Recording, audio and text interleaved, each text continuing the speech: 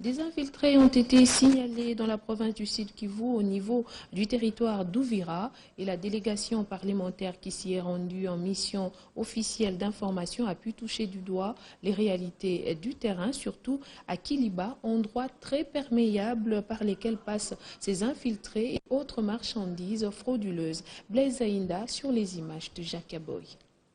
Kiliba, dans le territoire d'Ouvira, province du Sud Kivu, constitue une des frontières poreuses de cette partie de la République démocratique du Congo. Espace utilisé par plusieurs dizaines d'infiltrés empreints d'esprit de déstabilisation et d'insécurité. La délégation parlementaire venue de Kinshasa constatera aussi l'entrée frauduleuse dans ces marécages de plusieurs camions avec des produits importés vendus moins chers sur le territoire congolais. Marcelin Tichambo, le gouverneur du Sud Kivu, furieux, décide de saisir toute cette cargaison. Le cortège arrive par la suite à la prison d'Ouvira où sont incarcérés près de 43 infiltrés qui sont passés aux aveux provenant d'un pays voisin, utilisant des bidons vides pour traverser le lac et disposant des cartes d'électeurs fausses de la République démocratique du Congo. Preuve d'une existence de tout un réseau des fabricants de ces cartes. Élisée Mounombwe, questeur de l'Assemblée nationale, dit toute sa désolation. Les informations recueillies seront remises aux deux chambres pour prendre des mesures qui s'imposent. Marcelin Tichambo Rouya, de sa part, appelle la population à être vigilante dans le territoire d'Ouvira. Le clou de cette visite, c'est à Fizi, au camp des déplacés de Lucenda, pour toucher du doigt certaines réalités. Ici où il y avait des échauffourées entre policiers et réfugiés burundais à cause de la distribution d'aliments dans ces camps des réfugiés. Tous les besoins ont été exprimés à la délégation venue de Kinshasa. Le souhait est unique,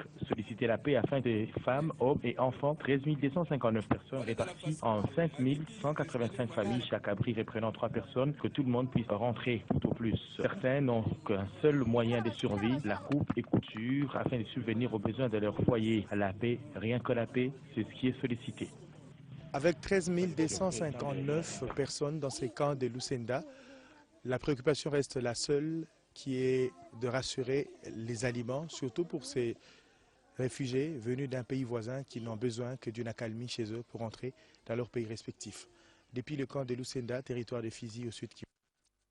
Et au Tanganyika, Richard Ngoï Kitangala, commissaire spécial de la nouvelle province du Tanganyika, accompagné de son adjoint, a reçu tour à tour une délégation d'investisseurs chinois de l'entreprise Dichion, conduit par son directeur. Les commissaires spéciaux et ses hôtes ont ainsi visité tour à tour les ports publics, l'aéroport ainsi que l'usine des ciments Interlac située à Kambimba, à 60 km de la ville de Kalemi. Coralie Maluku et Bébé Diankoulou. Le commissaire spécial du Tanganyika, Richard Ngoï Kitangala, accompagné de son adjoint, a conduit les investisseurs chinois de l'entreprise Dichone, représentée par son président, à visiter plusieurs sites à Kalemi, notamment le port public de Kalemi qui connaît autant de problèmes dont l'ensablement. L'aéroport de Kalemi, avec une piste de 1500 mètres ne permettant pas aux gros porteurs d'atterrir, a aussi été visité. Les sites où devraient être érigés le stade Omnisport, mais aussi l'université, ont été tous visités ce mercredi. Richard Ngoï et son adjoint ont par la même occasion amené leurs hôtes voir le charbonnage de Makala. Ils se sont rendus par la suite à Kambimba, à 60 km de Kalemi, visiter l'usine d'Interlac produisant du ciment. Ils sont venus faire l'état des lieux d'une façon un peu rapide, mais nous reviendrons rester ici pendant un peu plus de temps et faire un peu un état des lieux plus approfondi. Je les ai amenés parce qu'ils sont en avance par rapport à nous. Vous savez que la Chine, pour le moment, c'est le pays le plus convoité par tout le monde. J'ai été en Chine, j'avais visité leur cimenterie. Ils produisent des quantités énormes par jour. Le commissaire spécial prévoit de visiter dans les tout prochains jours d'autres usines.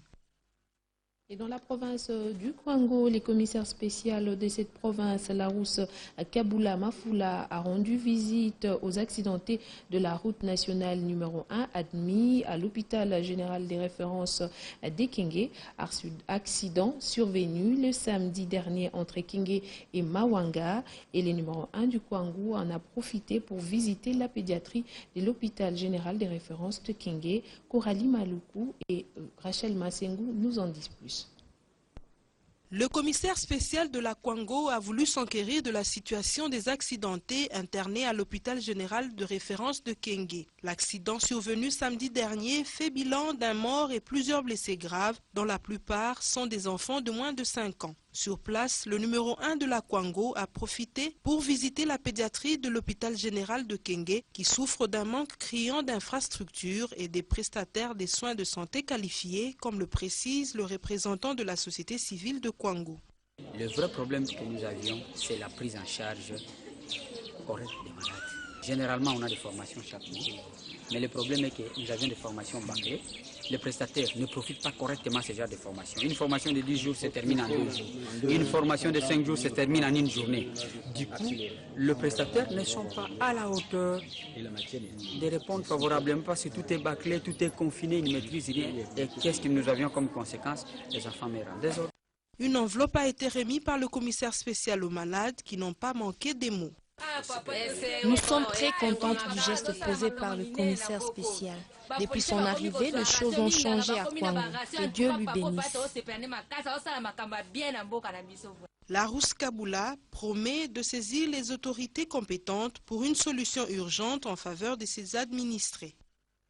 Et en politique, l'Alliance pour les renouveaux du Congo, ARC, soutient le dialogue politique national convoqué par le chef de l'État, Joseph Kabila Kabange, et estime que ces grands forums s'imposent comme l'unique voie républicaine qui accumule tous les chemins et tous les atouts pour sortir la République démocratique du Congo vers les chemins qui les conduit de manière inévitable vers un bourbier. L'ARC l'a fait savoir au cours d'une cérémonie d'échange de vœux entre les comités directeurs de ces partis politiques, les cadres et les militants de ce même parti au siège de leur regroupement politique. Rita Bitotachikai était présente. Il est de coutume, à l'aube de chaque année, d'échanger les vœux avec tous les êtres chers. L'Alliance pour le renouveau du Congo, ARC, n'a pas dérogé à cette règle. Ce vendredi, le siège du parti a refusé du monde. Les décors étaient plantés pour cette cérémonie. Le comité directeur, les cadres et militants de l'ARC, venus de 4 fédérations de Kinshasa, s'y sont rencontrés. Les membres du Présidium national, composés d'Élysée Mounembwe, Guy Mukulu, Katende Wandaya, Justin Kapundu et Florent Lébé, ont, à travers un message, souhaité leurs vœux à tous les militants de l'ARC.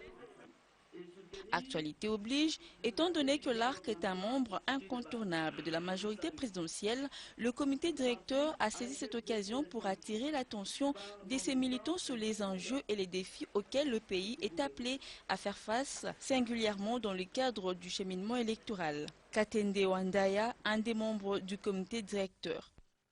Chers camarades, le comité directeur, au nom de vous tous, affirme à corps et à cri que tel que convoqué par l'autorité suprême du pays, le dialogue politique national s'impose comme l'unique voie républicaine qui accumule tous les atouts pour sortir notre pays du chemin qui le conduit de manière prévisible vers un bourbier, et cela avec tous les effets incontrôlables d'entraînement.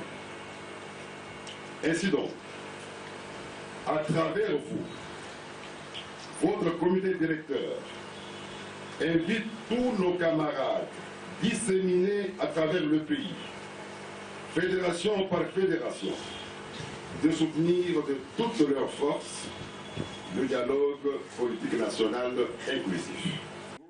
Et pour ceux qui hésitent encore, l'ARC, par le biais de son comité directeur, les invite à saisir la main tendue du chef de l'État et de s'embarquer à bord du train patriotique qui va bientôt se mettre en marche avec comme destination finale les élections crédibles, démocratiques, transparentes et surtout apaisées.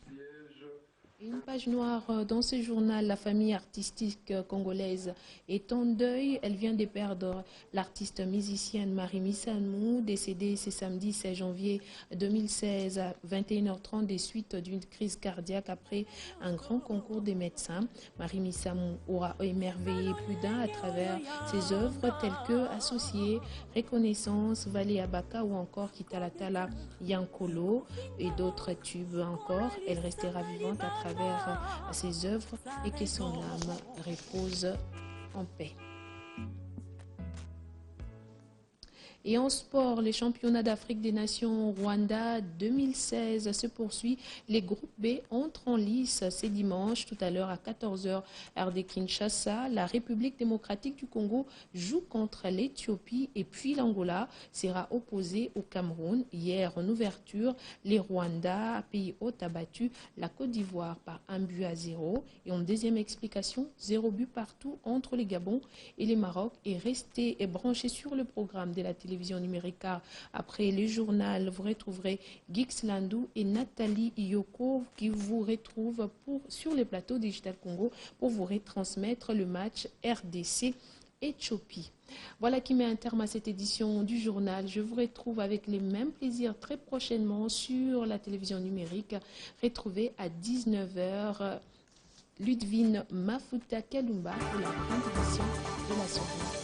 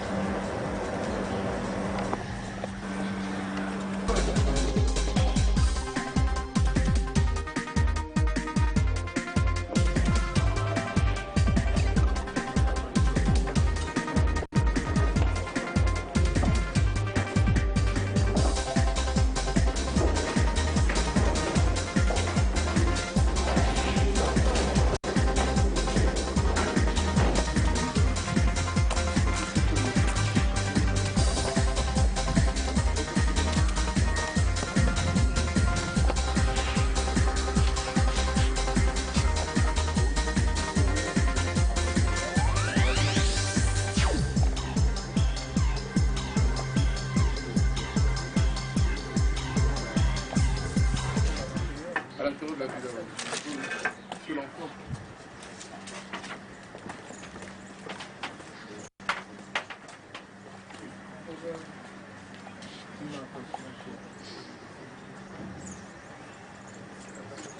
Thank you.